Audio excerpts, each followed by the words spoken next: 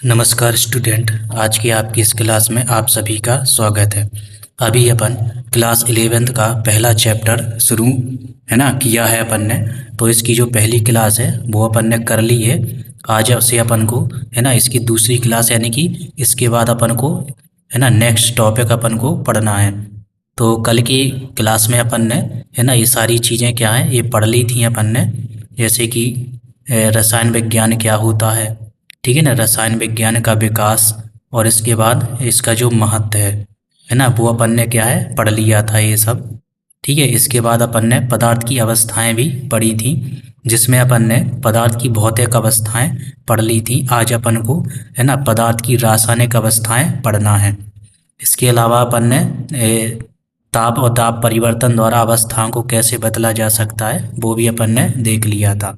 तो आज अपन को पढ़ना है रासायनिक आधार पर जो पदार्थ है यानी कि जो द्रव्य है, ठीक है ना, उसको किस तरीके से अपन डिवाइड कर सकते हैं, वर्गीकृत कर सकते हैं, है ना। तो वो आज अपन को पढ़ना है। तो इसका आज अपन है ना कंप्लीट वीडियो है ना देखेंगे, कंप्लीट क्लास में है ना देखेंगे आज। तो जो रासायनिक आधार पर है, ठीक है ना, पदार्थ या जिसको अपन द्रव्य भी कह सकते हैं, पदार्थ बोल सकते हैं या फिर द्रव्य कह सकते हैं, ठीक है ना। तो रासायनिक आधार पर इनको दो प्रकार से डिवाइड किया गया है। वैसे आप इसको है ना क्लास 9th में भी आप इसको पढ़ चुके हैं, ठीक है ना। ये वाला जो चैप्टर है ये क्लास 9th में भी है, यहाँ पे लिखा भी हुआ है कि इसको अपन ने क्लास 9th में भी पढ़ लिया है। और इसको अपन फिर से है ना पढ़ेंगे क्लास 11th में भी, है ना। तो जो द्रव्य होता है, पदार्थ होता है, इसको दो है ना भागों में डिवाइड किया गया है, जिसमें एक को अपन मिश्रण बोलते हैं और दूसरे को बोलते हैं अपन शुद्ध पदार्थ, ठीक है। इसी प्रकार जो मिश्रण होते हैं इनको पुनः दो भागों में डिवाइड किया गया है। कौन कौन से? समांगी मिश्रण और विषमांगी मिश्रण, ठीक है। तो इनकी अपन परिभाषा भी देखेंगे कि समांगी मिश्रण और विषमांगी मिश्रण क्या होते हैं। और जो दूसरे प्रकार के हैं है ना जिसको बोलते हैं अपन शुद्ध पदार्थ, ठीक है ना। तो शुद्ध पदार्थ को भी पुनः दो भागों में डिवाइड किया गया है। एक को बोलेंगे अपन तत्व और दूसरे को बोलेंगे यौगिक। तो अब अपन की कुछ परिभाषाएं देख लेते हैं इसकी, है ना। तो मिश्रण क्या होते हैं? मिश्रण ऐसे पदार्थ होते हैं जिसमें क्या है कि जो पदार्थ होता है दो या दो से अधिक मात्रा में मिला रहता है। जैसे कि इसमें लिखा भी है ना, लिखा है जब किसी पदार्थ के सभी संघटक कण रासायनिक रूप से समान होते हैं तो इसे क्या है पदार्थ या शुद्ध पदार्थ अपन कहते हैं, ठीक है ना। तो शुद्ध पदार्थ की यहाँ पे परिभाषा दी गई है कि शुद्ध पदार्थ क्या होते हैं। तो ये दी गई है शुद्ध पदार्थ। शुद्ध पदार्थ क्या होते हैं? जब किसी पदार्थ के जो सभी जो संघटक कण होते हैं यानी कि वो जिनसे मिलके बने हैं, यदि रासायनिक रूप से वो समान है, ठीक है ना, तो उनको क्या बोलते हैं अपन? शुद्ध पदार्थ कहते हैं। लेकिन इसके विपरीत जो मिश्रण क्या होते हैं है ना, मिश्रण में क्या होते हैं? विभिन्न प्रकार के कण होते हैं, ठीक है ना। और शुद्ध पदार्थ जिनसे मिश्रण बनता है ना, तो मिश्रण के घटक कहलाते हैं। यानी कि जो मिश्रण होता है वो जिनसे बनता है, जिनमें जो भी पदार्थ होते हैं तो वो क्या कहलाते हैं? मिश्रण के घटक कहलाते हैं। और किसी मिश्रण में क्या होती है? दो या दो से अधिक पदार्थ होते हैं इसमें, ठीक है ना, दो या दो से अधिक पदार्थ, है ना। ये लिखा है मिश्रण किसी है ना दो या दो से अधिक पदार्थों के कण किसी भी अनुपात में मिले होते हैं। यानी कि जो मिश्रण होता है तो मिश्रण में पदार्थ क्या है? किसी भी अनुपात में मिले होते हैं, इनका कोई निश्चित अनुपात नहीं होता है। लेकिन जो शुद्ध पदार्थ होते हैं है ना, तो शुद्ध पदार्थ में दो चीज़ें होती है, एक तो तत्व होता है, एक यौगिक होता है। तो तत्व में क्या होते हैं? केवल एक ही प्रकार के कण होते हैं उसमें, है ना। जैसे कि मान के चलो अपन उदाहरण ले लें Fe का यानी कि लोहे का। तो इसमें आप जब देखेंगे इसके सारे कण तो क्या है? इसमें लोहे के ही होंगे। यदि अपन एल्यूमिनियम का उदाहरण लेते हैं है ना, तो इसमें सभी जो तत्व होंगे वो सारे क्या है? एल्यूमिनियम के होंगे। यानी कि तत्व की जो परिभाषा बनती है वो इस प्रकार होती है कि ऐसे परमाणु जो क्या है एक ही प्रकार के कणों से मिलकर बने होते हैं तो वो क्या कहलाते हैं? तत्व कहलाते हैं। वहीं पे यौगिक में क्या होती है? यौगिक में दो या दो से अधिक, ठीक है ना, दो या फिर दो से अधिक पदार्थ इसमें या तत्व इसमें मिले होते हैं, है ना। इसको अपन क्या बोलते हैं? यौगिक। और इनका अनुपात निश्चित रहता है, ठीक है ना। यौगिक में क्या होता है? अनुपात इनका क्या होता है? निश्चित अनुपात रहता है इसमें, ठीक है ना। यौगिक का क्या रहता है, निश्चित अनुपात रहता है, जबकि जो मिश्रण होते हैं तो मिश्रण में कोई निश्चित अनुपात नहीं होता है। ठीक है। इसके बाद अपन जो मिश्रण है, मिश्रण क्या होते हैं, दो प्रकार के होते हैं। ठीक है ना, मिश्रण क्या होते हैं, दो प्रकार के होते हैं। एक तो बोलते हैं अपन समांगी मिश्रण। समांगी मिश्रण का मतलब होता है जिसमें जो कण होते हैं वो समान रूप से वितरित रहते हैं, जैसे कि शक्कर का जल में घोल, शक्कर का जल में घोल। ठीक है ना, जब शक्कर का अपन जल में घोल बना लेते हैं, ठीक है ना, शक्कर का जल में घोल बना लेते हैं तो इसमें जो कण होते हैं वो समान रूप से उसमें मतलब पूरी तरीके से घुल जाते हैं। तो इस प्रकार का जो मिश्रण, प्रकार का जो मिश्रण होता है वो क्या कहलाता है, वो समांगी मिश्रण कहलाता है ना। तो शक्कर का घोल हो गया, नमक का घोल हो गया, ये आपके समांगी मिश्रण होते हैं। इनको समांगी विलयन भी बोल सकते हैं अपन। ठीक है ना, जो समांगी मिश्रण है इनको अपन समांगी विलयन भी बोल सकते हैं। यदि उसमें लिक्विड मिला हुआ है, पानी मिला हुआ है, तो वो क्या कहलाएगा, विलयन कहलाएगा। और यदि मान के चलिए है ना ठोस रूप में है वो, तो फिर है ना समांगी मिश्रण कह सकते हैं उसको। इसके बाद होता है विषमांगी मिश्रण। तो विषमांगी मिश्रण में क्या होते हैं, जो कण होते हैं वो उसमें समान रूप से वितरित नहीं होते हैं। जैसे कि यदि अपन पानी है, ठीक है, पानी में अपन चॉक पाउडर घोल दें, ठीक है ना, चॉक पाउडर घोल दें, या मान के चलिए रेत घोल दें इसमें, ठीक है ना, क्या घोल दें इसमें, रेत घोल दें, तो अपन को लगेगा कि पानी में जो रेत है, जो चॉक पाउडर पूरी तरीके से घुल चुका है, लेकिन वास्तव में भी क्या है, वो घुलता नहीं है। पानी को जब थोड़ी देर के लिए अपन बर्तन में लेकर के इसमें चॉक पाउडर डाल देंगे और इसको शांत रख देंगे, तो थोड़ी देर बाद आप देखोगे जो चॉक पाउडर है वो नीचे तली में बैठ जाता है। ठीक है ना, और जो पानी है वो पानी क्या है, ऊपर आ जाता है। ठीक है ना, तो इस प्रकार के जो मिश्रण होते हैं वो आपके विषमांगी मिश्रण कहलाते हैं। और इसमें जो कणों का संगठन होता है वो समान रूप से नहीं होता है। ठीक है ना, तो इस तरीके से अपन ने दोनों चीज़ें पढ़ी हैं। ये क्या होती है, रासायनिक दृष्टि है, रासायनिक आधार पर एक है ना पदार्थ का वर्गीकरण है, जिसमें अपन को है ना, जिसमें अपन दो प्रकार के है ना, दो प्रकार पढ़ते हैं। एक तो मिश्रण होता है, एक होता है शुद्ध पदार्थ। शुद्ध पदार्थ को दो भागों में डिवाइड किया गया, तत्व और यौगिक। ठीक है ना, तत्व जैसे कि Fe हो गया, है ना, एल्यूमिनियम हो गया। वहीं पे यौगिक की बात करें तो यौगिक होता है, ये तत्वों से मिलकर यौगिक बनता है, जैसे कि H2O हो गया, है ना, CO2 हो गया। ये आपके क्या हो जाते हैं, ये यौगिक हो जाते हैं, और ये आपके तत्व होते हैं। ठीक है ना, समांगी मिश्रण में शक्कर का घोल हो गया और नमक का घोल, ये समांगी मिश्रण है। और विषमांगी मिश्रण में अपन क्या ले सकते हैं, जल में चॉक पाउडर का घोल, या फिर मान के चलिए रेत का घोल अपन ले सकते हैं। या फिर इसमें अब यदि ठोस ठोस में देखें तो अपन है ना लोहे में अन्य धातुओं का मिश्रण ले सकते हैं, जैसे है ना कॉपर पाउडर मान के चलिए मिला दें अपन, है ना, या मान के चलो जो लोहे के टुकड़े हैं या लोहे का चून है तो उसमें अपन बुरादा मिला दें, तो ये क्या हो जाएगा, आपका विषमांगी मिश्रण हो जाता है। ठीक है, तो इस तरीके से अपन ने रासायनिक आधार पर इसमें ये देखा। ये कुछ तत्वों के है ना ये परमाणु यहाँ पे दिए गए हैं, है ना, विभिन्न तत्वों के ये परमाणु है, ये हाइड्रोजन का, ऑक्सीजन का, नाइट्रोजन का। ठीक है ना, एक है ना कॉपर का दिया गया, ये सोडियम का दिया गया।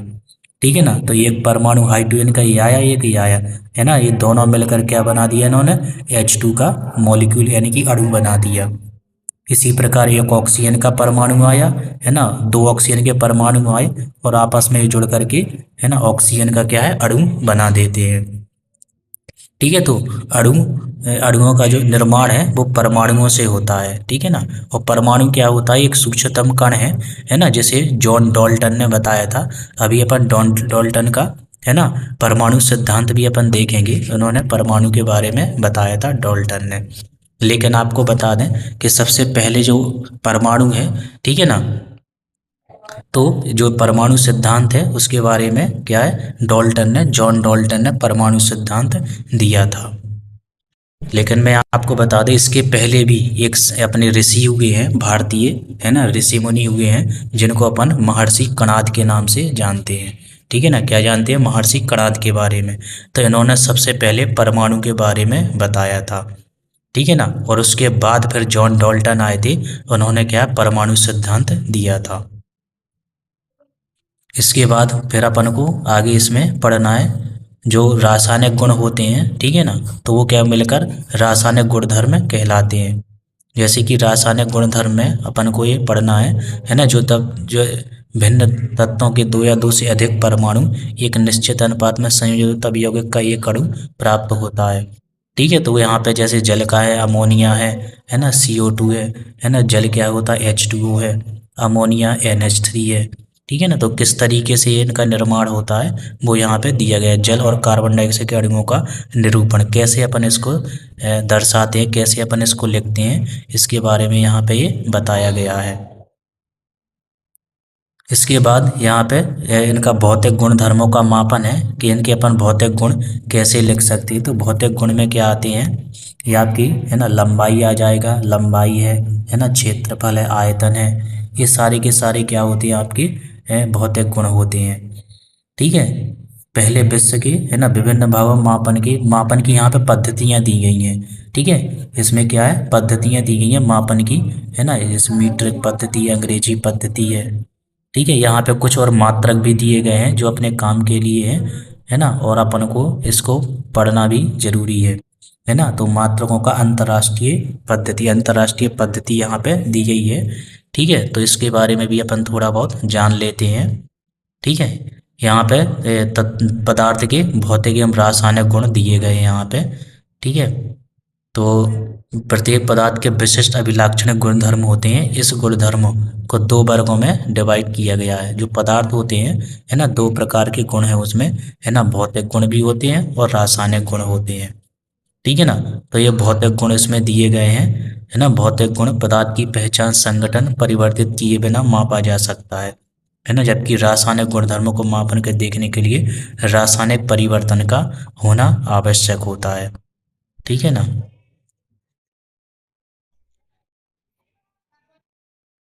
यहाँ पे अंतर्राष्ट्रीय मात्रक दिए, मात्रकों का अंतर्राष्ट्रीय यानी कि SI पद्धति दी गई है। ठीक है, तो इसकी जो मात्रकों की जो अंतर्राष्ट्रीय पद्धति है, फ्रांसीसी में ली सिस्टम इंटरनेशनल डी यूनिट, है ना, SI का ये फुल फॉर्म होता है। ठीक है ना, जो फ्रांस में है ना, इस SI का जो पूरा नाम होता है वो यहाँ पे लिखा गया है, वो है फ्रांसीसी में ली सिस्टम इंटरनेशनल डी यूनिट, ये इसका पूरा नाम होता है।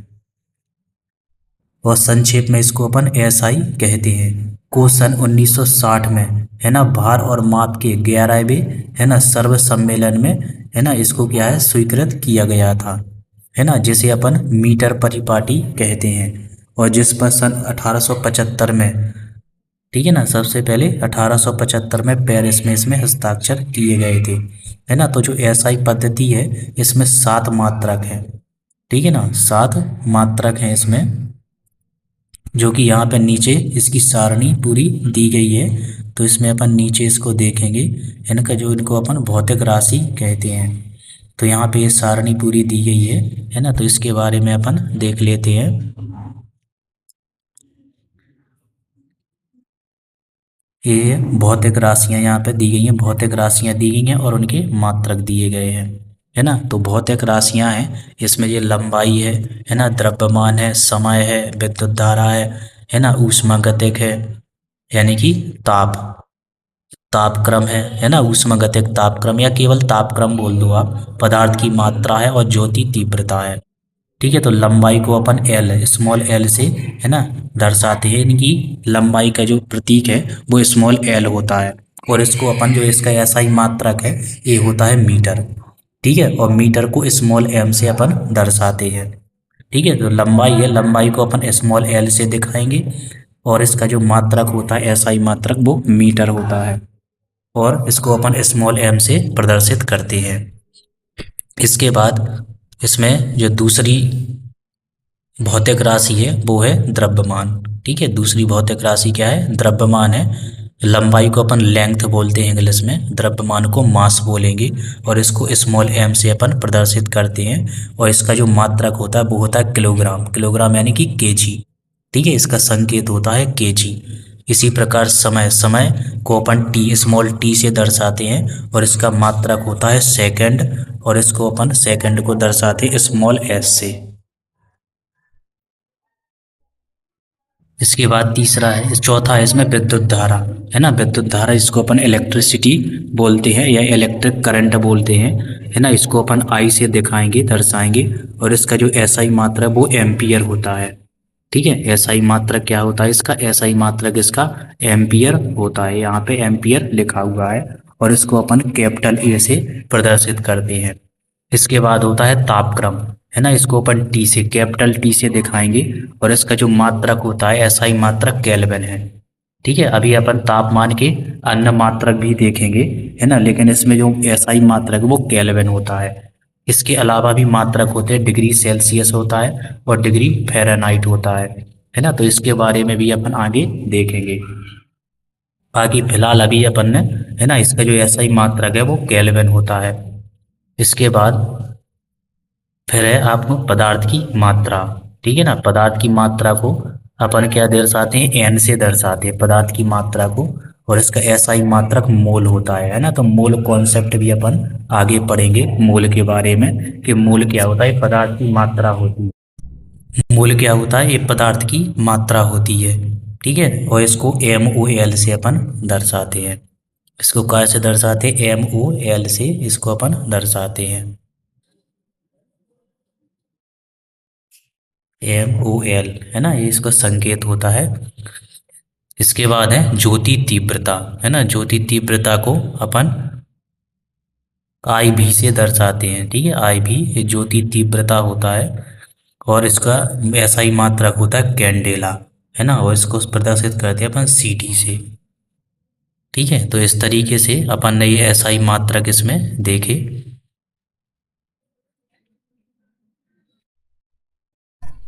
इसके बाद ये इसकी कुछ परिभाषाएं दी गई हैं यहाँ पे, है ना। यदि आप इनको नोट करना चाहें तो कर सकते हैं। यहाँ पे ये परिभाषाएं दी गई हैं, ठीक है। लंबाई का मात्रक मीटर है तो मीटर की परिभाषा, है ना। किलोग्राम की परिभाषा दी गई है कि क्या है, सेकंड की दी, एम्पियर, केल्विन, है ना, मोल, इन सब की यहाँ पे परिभाषाएं दी गई हैं। आप चाहें तो इसको, है ना, पढ़ सकते हैं, लिख सकते हैं और अपनी कॉपी में इसको नोट कर सकते हैं, ठीक है। तो यहाँ पे इसकी ये कुछ परिभाषाएं दी गई हैं।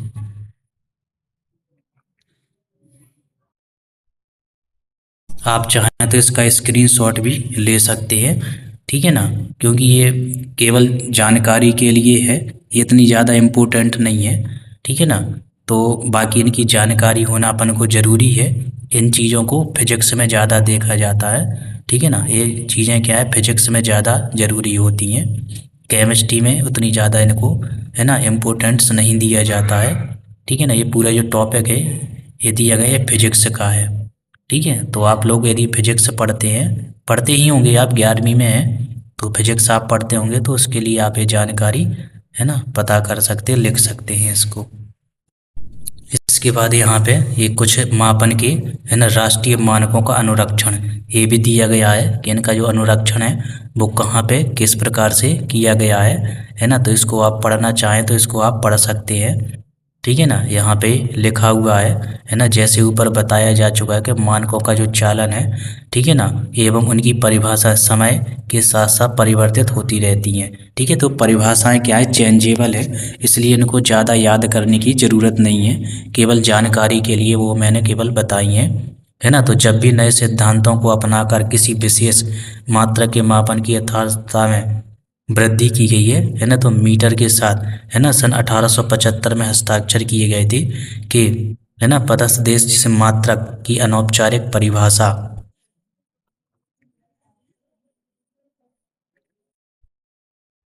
में परिवर्तन के लिए सहमत हो गए ना। ये पूरे जानकारी इसमें दी गई है, आप इसको पढ़ सकते हैं, ठीक है। इसके बाद अपन द्रव्यमान और भार में अंतर देखेंगे। ये भी क्या है, फिजिक्स का टॉपिक है और ये आप 9वीं में इसको पढ़ चुके हैं, ठीक है ना। द्रव्यमान और भार के बारे में आप 9वीं में बहुत अच्छे तरीके से आप पढ़ चुके हैं, है ना। द्रव्यमान को अपन मास बोलते हैं, इंग्लिश में मास बोलते हैं, और वहीं पे भार को क्या बोलते हैं, अपन वेट बोलते हैं, ठीक है ना। तो ये दोनों में ये अंतर है, ठीक है ना। तो दोनों में अंतर आपको आना चाहिए, है ना। तो अंतर के बारे में अपन देख लेते हैं। तो पहले अपन, है ना, द्रव्यमान देखेंगे, ठीक है ना। तो द्रव्यमान क्या होता है, द्रव्यमान पदार्थ की मात्रा होती है, ठीक है ना। कोई वस्तु है ना, तो उसमें जितने पदार्थ की मात्रा है, ठीक है ना। तो पदार्थ की मात्रा को ही क्या अपन उसका द्रव्यमान कहते हैं।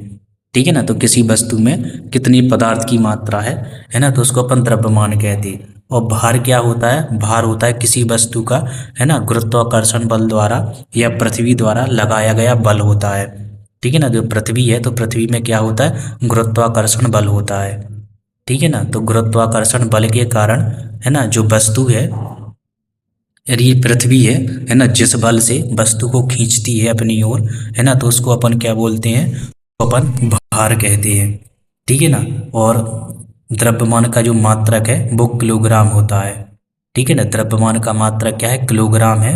और यहीं पे अपन भार का मात्रक देखें तो भार का मात्रक न्यूटन होता है। ठीक है ना। इसका क्या होता है? किलोग्राम, केजी होता है, और इसका क्या होता है? न्यूटन होता है। ठीक है। वो जो द्रव्यमान है, पदार्थ का द्रव्यमान है, वो सभी जगह पर एक समान होता है। ठीक है ना। एक समान होता है।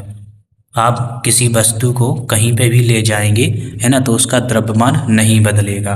ठीक है ना। आप उसको चाहे चंद्रमा पे ले जाएं या पृथ्वी के ऊपर ले जाएं या पृथ्वी के, है ना, ध्रुवों पर ले जाएं आप, है ना, तो क्या है, जो मास होता है वो नहीं बदलता है। लेकिन भार क्या होता है? भार अलग अलग जगह पर अलग अलग होता है। ठीक है ना। कोई वस्तु है ना, तो चंद्रमा पर भार उसका कुछ होगा। ठीक है ना। और पृथ्वी पर भार अलग होता है और ध्रुवों पर भार अलग हो जाता है। ठीक है ना। तो भार क्या है? प्रत्येक स्थान पर समान नहीं होता है, वो बदलता रहता है। ठीक है ना। तो ये द्रव्यमान और भार में ये कुछ अंतर हो गए, ये आपने 9वीं क्लास में भी इनको पढ़ा होगा, और यहाँ पे मैंने अभी इसको आपको बता दिया है। ठीक है ना। तो यहाँ पे दोनों चीज़ें दी गई हैं। ये आपकी भौतिक तुला दी गई है ना, तो इसके बारे में भी आपको जानकारी होना चाहिए। ये भौतिक तुला है ना, जिसके द्वारा अपन सूक्ष्म पदार्थों, जो यानी कि मान के चलिए बहुत ही कम मात्रा अपन को मापनी है, 1 ग्राम, 2 ग्राम, 5 ग्राम, तो इसके द्वारा अपन इसको माप सकते हैं। ठीक है। यहाँ पे एसआई पद्धति में प्रयुक्त कुछ ये, है ना, वैज्ञानिक संकेतन यहाँ पे कुछ दिए गए हैं। ठीक है। तो इसकी आप जानकारी आप ले सकते हैं, है ना। यदि 10 की घात 3 है ना, यहाँ पे 10 की घात 3 है, तो इसको अपन किलो बोलते हैं, किलो, और इसको अपन के से दर्शाते हैं। वो अपन सामान्य में लिखना चाहें तो इसको इस तरीके से लिख देते हैं। ठीक है। इस घात का मतलब होता है कि 10 के आगे इतने जीरो और हैं। जैसे यहाँ पे 10 की घात 3 लिखा है, तो इसका मतलब है 10 है,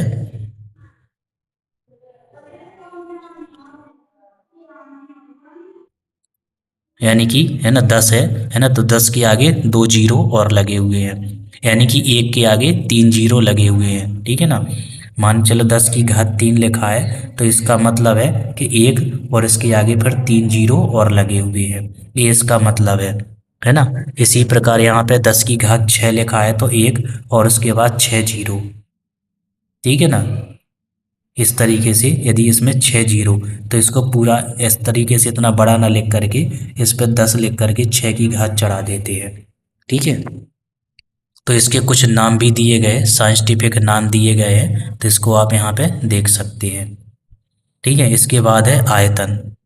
जो पदार्थ होता है, ठीक है ना, तो जितना स्थान वो घेरता है, ठीक है, जो पदार्थ है वो जितना स्थान घेरता है उसको अपन आयतन कहते हैं।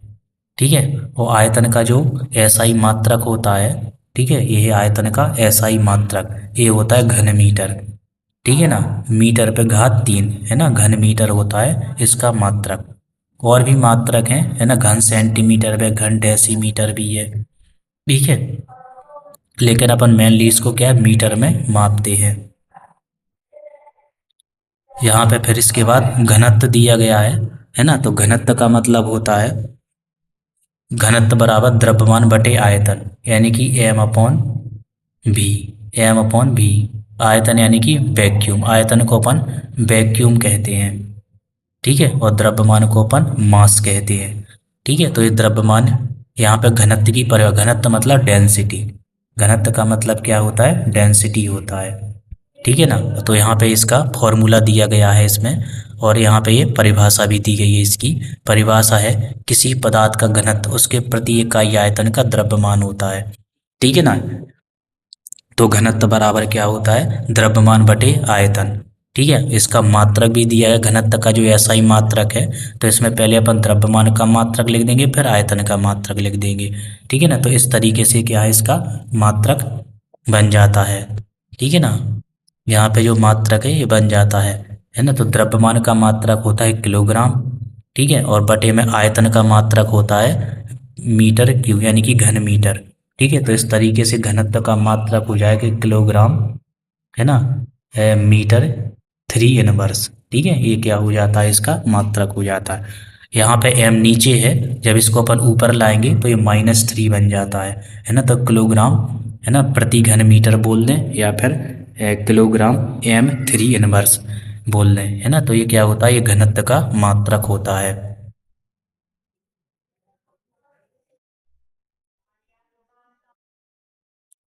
यहाँ पे ये जो आयतन है, आयतन को मापने के कुछ ये उपकरण दिए गए हैं, जैसे ब्यूरेट है, पेपेट है ना, आसांकृतिक सिलेंडर है।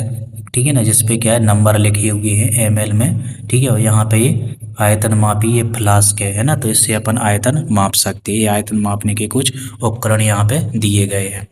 अब इसके बाद अपन को पढ़ना है तापमान के बारे में।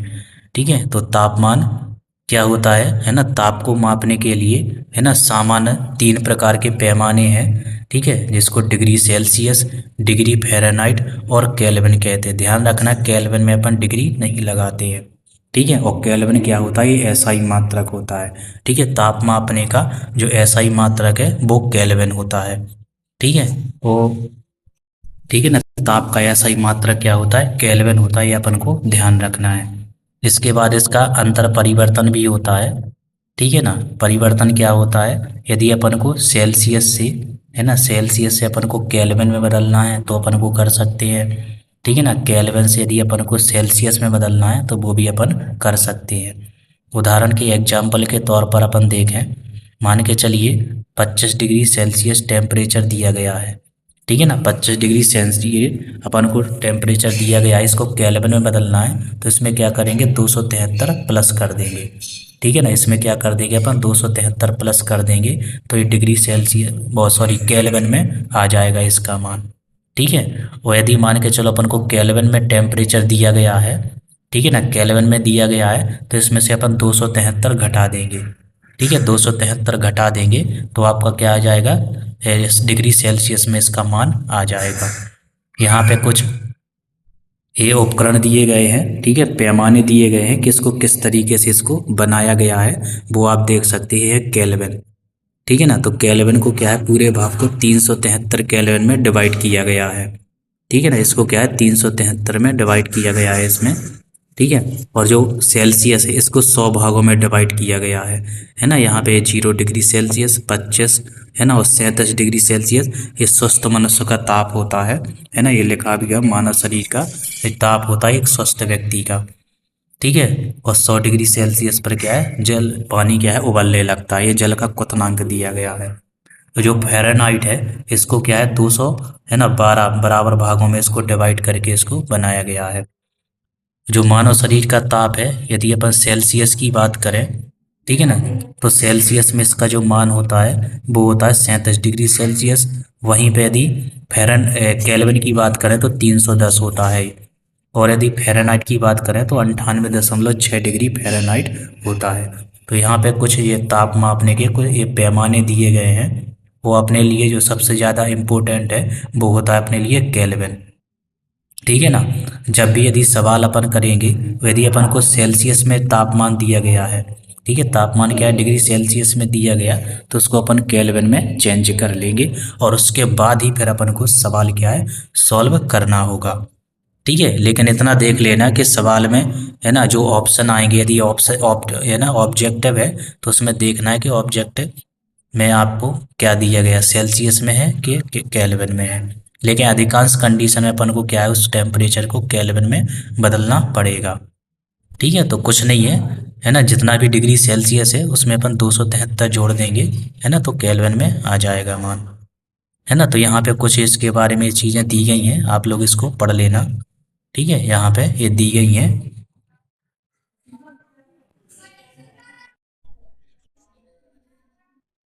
तो आज की क्लास अपन यहीं पे समाप्त करते हैं।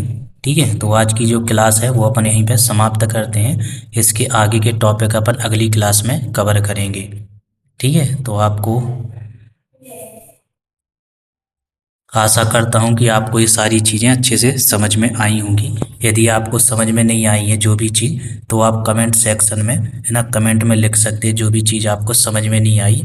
तो जब अगली क्लास होगी, है ना, तो शुरुआत में जो भी आपके कमेंट होंगे, जो भी चीज़ आप बताएंगे कि हमें ये समझ में नहीं आई, तो उसको मैं फिर से रिपीट कर दूंगा। ठीक है, तो आज की क्लास अपन यहीं पे समाप्त करते हैं। नमस्कार।